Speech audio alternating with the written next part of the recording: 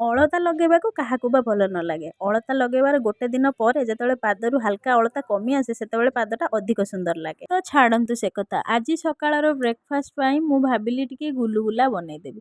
ତ ସେଥିପାଇଁ ଅଧିକ ବୁଦ୍ଧି କରିକି ରାତିରୁ ଆଣଟା ବନେଇକି ରଖିଦେଇଥିଲି, ଯେଉଁଟାକି ମୋର ମୂର୍ଖାମି ଥିଲା।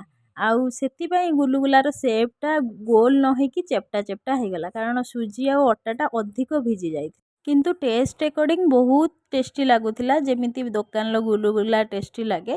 ଗୁଲୁଗୁଲା ସହିତ ଯେହେତୁ ଘୁଗୁନିର କମ୍ବିନେସନ୍ଟା ଭଲ, ତ ଭାବିଲି ଟିକେ ଘୁଗୁନି ବନେଇଦେବି। ତ ଘୁଗୁନି ବନେଇ ଦେଇଥିଲି ଆଉ ଗୁଲୁଗୁଲା ସହିତ ସର୍ଭ କରିଦେଇଥିଲି।